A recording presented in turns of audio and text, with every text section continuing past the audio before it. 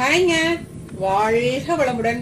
அன்பானவர்களே, நம்மெல்லாம் பிறப்பு இறப்பு அப்படிங்கிற இந்த சுழற்சிக்குள்ளார நம்ம சிக்கி இருக்கிறோங்க. ஒரு ஆன்மா பிறப்பு இறப்பு என்ற பந்தத்திலிருந்து விடுபட்டு மோட்ச வாசலுக்கு செல்லும் போது அது வெளிப்படையாக செய்யும் சடங்குகளால இல்லைங்க, அதன் உள் இருப்பு நிலைகளால் தாங்க அது முன்னேற்றம் பெறுகிறது. இன்னைக்கு நம்ம பார்க்க போறது அந்த பிறப்பற்ற ஆன்மாவினுடைய 10 தினசரி பழக்க வழக்கங்கள் எப்படி இருக்கும், அதனுடைய வாழ்க்கை அமைப்புகள் எப்படி இருக்கும் அப்படிங்கறதாங்க நம்ம பார்க்க போறோம். அன்பானவர்களே, இது சம்பந்தமா ஒரு விஷயத்த நல்லா புரிஞ்சுக்கலாங்க. இந்த ஆன்மாவின் பிறப்பற்ற நிலை செயல்களால வர்றது கிடையாதுங்க. இது உணர்வுகளாலும் உள்ளார்ந்த இருப்பு நிலைகளாலும் தாங்க ஒரு ஆன்மா பிறப்பற்ற நிலையை அடைய முடியுங்க. சரி, வாங்க இந்த பிறப்பற்ற ஆன்மாவினுடைய 10 பழக்க வழக்கங்கள் எப்படி இருக்கும் அப்படிங்கறத நம்ம பார்க்கலாங்க. முதல் விஷயம், இவர்களுடைய நாள் நன்றி உணர்வோடு தொடங்குங்க. பெரும்பாலானவர்கள் காலையில் எழுந்ததும் வேலை, கவலைகள், செய்ய வேண்டிய காரியங்கள் என பல எண்ணங்களால சூழப்படுவார்கள்ங்க. ஆனா இந்த வகை மனிதர்கள் எப்படி இருப்பாங்கன்னு பாத்தீங்கன்னா, விழித்தவுடன் பிரபஞ்சத்திற்கு நன்றி சொல்லுவாங்க. இன்னும் நான் உயிரோடு இருக்கிறேன், இந்த உலகத்தின் அற்புதமான பிரகாசமான இந்த ஒளியை நான் பார்க்கிறேன் அப்படின்னு உணரும் போது அதன் முதல் கணமே அவர்களுக்கு ஆனந்தமாகுதுங்க. இது ஒரு பிரார்த்தனை அல்லைங்க, இது ஒரு கொண்டாட்டங்க. இந்த பழக்கம் பாத்தீங்கன்னா இவர்களுடைய தினசரி வாழ்க்கை ஒரு சடங்காக இல்லாம ஒரு தொடர் கொண்டாட்டமாகவே மாத்துதுங்க. அதனால இவங்க எப்பவுமே ஒரு ஆனந்தத்தோட இருக்கிறாங்க. அடுத்து இரண்டாவது விஷயம், அமைதியை அன்றாட பயிற்சி ஆக்குறாங்க. நம்முடைய மனம் கடலில் இருக்கும் அலைகளை போன்றதுங்க, எப்போதும் அசைந்து கொண்டே இருக்குதுங்க. ஒரு நாளைக்கு பாத்தீங்கன்னா 60,000 70,000 வரை நம்முடைய மனசுல எண்ணங்கள் வந்து போயிட்டே இருக்குதுங்க. ஆனா இந்த அற்புதமான பிறப்பற்ற ஆன்மாவினுடைய மனம் எப்படி இருக்குன்னு பாத்தீங்கன்னா, ஆழமான கடல் போல அமைதியாக இருக்குங்க. வெளி உலகத்துல எவ்வளவுதான் சத்தம் இருந்தாலும் உள்ளுக்குள்ளார ஆழ்ந்த அமைதி நிலையை இவர்கள் தக்க வைத்துக் கொள்கிறார்கள்ங்க. இந்த அமைதி பாத்தீங்கன்னா தியானத்தினுடைய உச்ச நிலைங்க. இதுதாங்க இந்த ஆன்மாவினுடைய உண்மையான இருப்பிடமாக இருக்குங்க.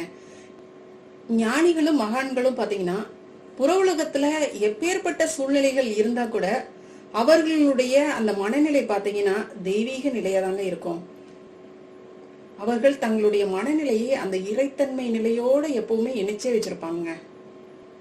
இதுதாங்க இந்த மாதிரி ஆன்மாவினுடைய உண்மையான இருப்பு நிலை. அடுத்து இயற்கையோட இணைஞ்சே இருப்பாங்க. இந்த வகை மனிதர்கள் பாத்தீங்கன்னா இயற்கையை ஒரு காட்சி பொருளாக பார்க்க மாட்டாங்க. மரம், செடி, கொடி, ஆறு, பறவை, கடல் எல்லாத்தையும் இவங்க பாத்தீங்கன்னா தங்களுடைய ஒரு பகுதியாகவே இவங்க உணர்வாங்க. ஓஷோவினுடைய தியான முறைகள்லாம் பாத்தீங்கன்னா மரத்தை வச்சு தியானம் பண்றது, ஒரு கல்லை வச்சு தியானம் பண்றது, பூமி தாய் மேல அப்படியே அமர்ந்த நிலையில பூமியோட அப்படியே ஐக்கியமாகிற மாதிரி தவம் பண்றது, இந்த மாதிரி இயற்கையோடு இணைந்து செய்யக்கூடிய அந்த தவத்தை நிறைய கொடுத்திருப்பாங்க. வேதாத்ரி மகரிஷியும் பாத்தீங்கன்னா பஞ்சபூத நவகிரக தவம் கொடுத்திருப்பாங்க.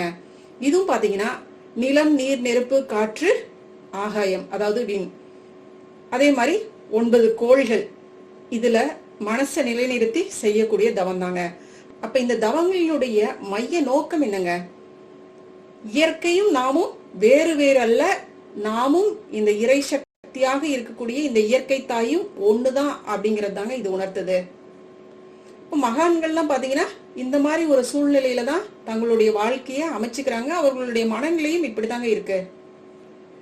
இப்ப இந்த மாதிரி ஒரு நிலையில நம்ம வாழும் பொழுது உள்ள அந்த நான் அப்படிங்கிற அந்த அகங்காரம் கரைஞ்சு போயிருதுங்க. இந்த உணர்வு பாத்தீங்கன்னா இந்த பௌதீக உலகத்தினுடைய எல்லைகளுக்கெல்லாம் அப்பாற்பட்டதுங்க. அடுத்து நான்காவது விஷயம் என்னன்னு பாத்தீங்கன்னா, குற்றம் சாட்டாத பழக்கங்க. மன்னிப்பினுடைய வெளிப்பாடு தாங்க இது. யாராவது தவறு செஞ்சாங்கன்னா கூட அவங்கள இவங்க எந்த விதமான ஜட்ஜ்மெண்ட்டும் பண்றதே கிடையாதுங்க. இது சரி தப்பு அப்படிங்கிற அந்த தீர்ப்புக்கே இவங்க வரவே மாட்டாங்க. அதற்கு மாறாக இவங்க என்ன சொல்லுவாங்கன்னு பாத்தீங்கன்னா, அவர்கள் இன்னும் கற்றுக்கொண்டிருக்கிறார்கள், தங்களுடைய வாழ்க்கையை இன்னும் கற்றுக்கொண்டிருக்கிறார்கள் என்ற கருணையான சிந்தனை தான் அவர்களுடைய முதல் எண்ணமாகவே இருக்குங்க. கோபம், வெறுப்பு, பழி வாங்கக்கூடிய எண்ணம், இது எதுவுமே இந்த வகை மனிதர்கள்ட்ட இருக்கிறதே கிடையாதுங்க. அதற்கு பதிலாக அன்பும் கருணையும் மன்னிப்பும் மட்டுமே இவர்களுடைய குணாதிசயமாக இருக்குங்க. அடுத்த 5வது விஷயம் என்னன்னு பாத்தீங்கன்னா, ஆசையும் பயமும் இல்லாம வாழ்வாங்க. அதாவது பூரணமான நம்பிக்கையோடு இவங்களுடைய வாழ்க்கை இருக்கும். சாதாரண மனிதர்கள் பாத்தீங்கன்னா பணம், புகழ், எதிர்காலம் என பல விஷயங்களுக்கு ஆசைப்பட்டு பயந்து தங்களுடைய வாழ்க்கையை வாழ்ந்துட்டு இருப்பாங்க. ஆனா இந்த வகை தூய மனிதர்கள் எப்படி இருப்பாங்கன்னு பாத்தீங்கன்னா, இந்த உலகத்தின் மீது முழு நம்பிக்கையுடன் வாழ்வாங்க. பிரபஞ்சம் எனக்கு தேவையானதை சரியான நேரத்துல சரியாக செய்யும் அப்படிங்கிற ஆழமான உணர்வோடு நம்பிக்கையோடு வாழ்வாங்க. அதனாலதாங்க இவர்கள் பயங்களுக்கு அப்பாற்பட்ட மனிதர்களாக வாழ்வாங்க. ஏன்னா வாழ்க்கையை பற்றி சரியான புரிதலோடு இவங்க இருக்கும் பொழுது பயம் அப்படிங்கிற ஒரு விஷயம் இவர்களை அண்டவே அண்டாதுங்க. அடுத்த 6வது விஷயம் பாத்தீங்கன்னா, கருணையே இவர்களுடைய வாழ்க்கையாக இருக்குங்க. இந்த தலைப்பை பார்க்கும்போது எனக்கு ஒரு விஷயம் தாங்க ஞாபகத்துக்கு வருது. வேதாத்ரி மகரிஷியினுடைய 2 ஒழுக்க பண்பாடுங்க. அற்புதமா கொடுத்திருப்பாருங்க. நான் என்னுடைய வாழ்நாளில் யாருடைய உடலுக்கும் மனதுக்கும் துன்பம் தரமாட்டேன், துன்பப்படும் உயிர்களுக்கு என்னால் முடிந்த உதவிகளை செய்வேன். சோ இந்த மாதிரி மனப்பான்மையோட தாங்க இவர்கள் வாழ்வாங்க. அடுத்து வள்ளலார் எடுத்துக்கிட்டீங்கன்னா, அவருடைய கருணை எப்படிப்பட்டதாக இருந்துச்சுங்க. வாடிய பயிரை கண்ட போதெல்லாம் வாடினேன் என்று சொன்னாருங்க. ஒரு பயிர் வாடினா கூட தன்னால தாங்க முடியாது அப்படிங்கறதா அவருடைய கருணையின் வெளிப்பாடாவே இருந்துச்சுங்க. அப்ப ஒரு பயிருக்கே, ஒரு செடிக்கே அவர் அவ்வளவு முக்கியத்துவம் கொடுக்கிறாரு அப்படின்னா, அப்ப மனிதர்களுக்கு, பிற உயிர்களுக்கு அவர் எந்த அளவுக்கு இம்பார்ட்டன்ட் கொடுத்திருப்பாருங்க. அதனாலதாங்க இப்படிப்பட்ட இந்த மகானின் உயரிய அந்த நோக்கமான பிற உயிர்கள் துன்பப்படக்கூடாது, பசியால் வாடக்கூடாது அப்படிங்கிற அந்த உயர்ந்த எண்ணம் அது இந்த காந்த களத்துல, இந்த பிரபஞ்ச களத்துல அப்படியே கலந்திருக்குது. அதனுடைய வெளிப்பாடு பாத்தீங்கன்னா நம்முடைய உள்ளத்திலும் பிரதிபலிக்கக்கூடியதாக இருக்கு இல்லைங்களா. அதனாலதாங்க இன்னைக்கு எண்ணற்ற மக்கள் கருணையோடு பிற உயிர்களுக்கு உதவி செஞ்சிட்டு இருக்காங்க. இந்த மாதிரி கருணையே தங்களுடைய வாழ்க்கையாக வாழக்கூடிய இவர்கள் பாத்தீங்கன்னா இத ஒரு கடமையாக செய்ய மாட்டாங்க. இதுதான் இவர்களுடைய இயல்பான மனப்பான்மையாவே இருக்குங்க. கருணை என்பது ஒரு செயலாக இல்லாமல் ஒரு ஆற்றலாக இவர்கள் உள்ளத்திலிருந்து, இவர்களுடைய வாழ்க்கை அமைப்பிலிருந்து வெளிப்படக்கூடியதாக இருக்குங்க. ஆக இந்த மாதிரியான கருணை மனப்பான்மை தாங்க எங்கும், எல்லா இடங்களிலும், எல்லா காலத்திலும் ஓடிக்கொண்டிருக்கக்கூடிய ஒரு அன்பு நதியாக சங்கமிக்குங்க. அடுத்த விஷயம் பாத்தீங்கன்னா, எளிமையான வாழ்க்கைங்க. இதுதான் இவர்களுடைய ஆனந்தத்தின் ரகசியங்க. அழகான உடைகள், ஆடம்பரமான பொருட்கள், விலை உயர்ந்த உணவுகள், இதுல எதுலையுமே இந்த வகை மனிதர்களுக்கு ஆர்வமே இருக்காதுங்க. ஆனந்தம் அப்படிங்கிறது வெளிப்புற பொருட்கள்ல நிச்சயமா கிடையாது. உள்ளுக்குள்ளாரதான் இந்த பேரானந்த நிலை இருக்கு அப்படிங்கறத இவர்கள் நன்றாக உணர்ந்து வச்சிருப்பாங்க. இவர்களுடைய வாழ்க்கை பாத்தீங்கன்னா எளிமையாக இருந்தா கூட அவர்களுடைய உள் உலகம் பாத்தீங்கன்னா முழுமையான ஆனந்தத்தால் நிரம்பியே இருக்குங்க. அடுத்து 8வது விஷயம் பாத்தீங்கன்னா, அன்பை எல்லா இடங்களிலும் இவர்கள் பார்க்கக்கூடியவர்களாக இருப்பாங்க. இந்த வகை மனிதர்கள் பாத்தீங்கன்னா ஒவ்வொரு உயிரையும் நேசிக்கக்கூடியவர்களாக இருப்பாங்க. மனிதர்களை மட்டுமல்லைங்க, செடி, கொடி, மரம், விலங்குகள், பறவைகள் எல்லாத்தையும் இவர்கள் நேசிக்கக்கூடியவர்களாக இருப்பாங்க.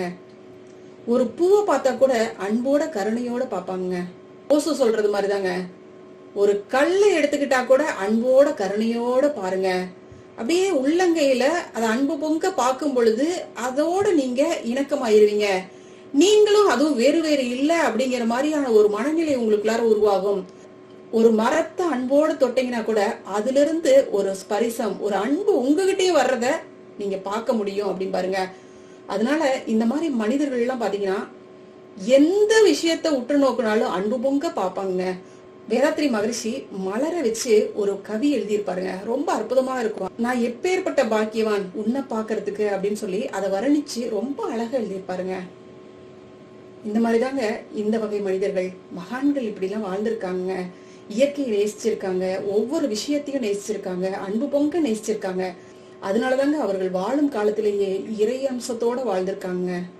அதே மாதிரிதாங்க இந்த வகை மனிதர்களும் ஒவ்வொரு விஷயத்துக்கும் நன்றி சொல்லுவாங்க. ஒரு கடலுக்கு போய் உட்கார்ந்துருந்தா கூட இந்த இடத்துக்கு நான் வந்ததுக்கு ரொம்ப நன்றின்னு சொல்லுவாங்க. கடலினுடைய அற்புதமான அலைகளுக்கு நன்றி சொல்வாங்க. அது மட்டும் இல்ல, இவர்கள் எல்லா விஷயத்தையும் அன்பு பொங்க பார்ப்பாங்க. அதுதான் முக்கியமான விஷயங்க. எந்த எதிர்பார்ப்புமே இல்லாத தூய அன்பு தாங்க அந்த இடத்துல இருக்கும். அடுத்து 9வது விஷயம் என்னன்னு பாத்தீங்கன்னா, மௌனத்தை மதிக்கக்கூடிய பழக்கங்க. இவர்களுடைய மனப்பான்மை எப்படி இருக்குன்னு பாத்தீங்கன்னா, அமைதியே பிரார்த்தனை அப்படிங்கிற மனப்பான்மை தாங்க. வார்த்தைகளால பேச முடியாத விஷயங்களை இந்த மனிதர்கள் பாத்தீங்கன்னா மௌனத்துல உணர்வாங்க.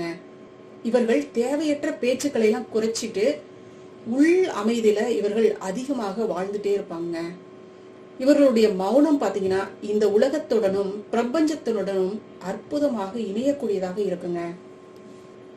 அடுத்து 10வது விஷயம் பாத்தீங்கன்னா, தினம் ஒரு ஆன்ம பரிசோதனைங்க.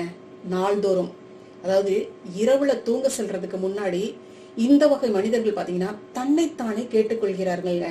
என்னன்னு பாத்தீங்கன்னா, இன்று நான் சரியாக வாழ்ந்தேனா, நான் எந்த மாதிரியான மனப்பான்மையில இருந்தேன் அப்படின்னு தன்னைத்தானே அப்படியே அனலைஸ் பண்றாங்க. அதுதான் மகரிஷி நம்மளுக்கு கொடுத்திருக்காரு. அகத்தை ஆய்வு செய்யக்கூடிய அகத்தாய்வு பயிற்சிகள்ங்க. உள்ள நம்ம ஆய்வு செய்யறது, அதுதான் விஷயம். இவங்க உள்ளுக்குள்ளாரையே எப்படி கேள்வி கேட்பாங்க அப்படின்னு பாத்தீங்கன்னா, இன்று நான் எல்லாத்துக்கிட்டையும் அன்போட இருந்தனா, இன்னைக்கு நான் யாரையாவது காயப்படுத்திட்டனா, என்னுடைய செயல்கள் சரியாக இருந்துச்சா, இந்த சமுதாயத்துக்கு பயன்படக்கூடிய வகையில நான் ஏதாவது செஞ்சனா அப்படின்னு உள்ளூர ஒரு ஆன்ம பரிசோதனை நடத்துவாங்க. இது இவர்களை ஒவ்வொரு நாளும் ஒரு சிறந்த மனிதராக மாற்றிக்கிட்டே இருக்குங்க. இந்த உன்னதமான விஷயம் தாங்க ஒரு மனுஷனை மோட்சத்திற்கான பாதையில வழிநடத்தக்கூடியதாக இருக்குங்க. அன்பானவர்களே, இந்த 10 பழக்கங்களும் பெரிய சடங்குகள்லாம் கிடையாதுங்க. ஆனா இவற்றினுடைய ஆழம் பாத்தீங்கன்னா பிறப்பு இறப்பு மறுபிறவி என்ற சுழற்சியை முறியடிக்கக்கூடிய ஒரு சக்தியாக இருக்குங்க. இது தினசரி பழக்கங்கள் போல தோன்றுனா கூட உண்மையில இது பாத்தீங்கன்னா ஞானத்தின் திறவுகோள்க. இந்த மாதிரியான ஒரு அற்புதமான ஒரு நிலைப்பாட்டுல வாழக்கூடிய ஆன்மாக்கள் தாங்க பிறப்பற்ற நிலையை அடைகிறாங்க. அன்பானவர்களே, நம்மளாலையும் இந்த மாதிரியான ஒரு வாழ்க்கை முறையை நிச்சயமாக வாழ முடியுங்க. நீங்க கொஞ்சம் ட்ரை பண்ணி பாருங்க. ரொம்ப ரொம்ப எளிமையானதுங்க இது. ஒரு 10 நாள் இந்த மாதிரியான பழக்கங்களை நீங்க கடைபிடிச்சு பாத்தீங்கன்னு வச்சுக்கோங்க, உங்களுக்கு அவ்வளவு பிடிக்குங்க. உள்ளூர ஒரு ஆனந்தம் இருக்குங்க. அந்த ஆனந்தம் பாத்தீங்கன்னா இந்த புற உலகத்தால நிச்சயமாக நம்மளுக்கு கொடுக்கவே முடியாதுங்க. அப்பேற்பட்ட அற்புத ஆனந்தம் தாங்க நம்ம இந்த மாதிரியான பழக்க வழக்கங்களோட வாழும் பொழுது. அதனாலதாங்க ஞானிகளும் மகான்களும் எப்பவுமே நிம்மதியா இருக்கிறாங்க. நம்மோடும் நிறைய ஞானிகளும் மகான்களும் வாழ்ந்துகிட்டு தாங்க இருக்காங்க. அவர்கள் அமைதியா தான் யாருன்னு வெளிக்காட்டாம நம்மளோட இணைஞ்சு வாழ்றாங்க. அவர்கள் தாங்க இருக்கிறதுலயே மிகப்பெரிய உன்னதமான ஆத்மாக்கள்ங்க. ஏன்னா நம்ம கொடுக்கக்கூடிய டார்ச்சரையும் தாங்கிக்கிட்டு, இந்த புற உலகத்துல இந்த சமுதாயத்துல கொடுக்கக்கூடிய டார்ச்சரையும் தாங்கிக்கிட்டு, குடும்ப வாழ்க்கையிலையும் வாழ்ந்துகிட்டு அமைதியா இருக்கிறாங்க பாருங்க. அவர்கள்லாம் போற்ற தகுந்தவர்கள்ங்க. சரிங்களா? கொஞ்சம் சிந்திச்சு பாருங்க. நம்மளையும் இந்த மாதிரியான வாழ்க்கை வாழ முடியுங்க. வாழ்க வளமுடன். நன்றிங்க. அருட்பேராற்றலின் அன்பு கருணையினால் நாம் அனைவரும் நல்ல உடல் நலம், நீல ஆயுள், நிறை செல்வம், உயர்வான புகழ், மெய் ஞானத்தோடு நல்லதொரு வாழ்க்கையை நலமுடனும் வளமுடனும் ஓங்கி வாழ்வோம். வாழ்க வளமுடன்.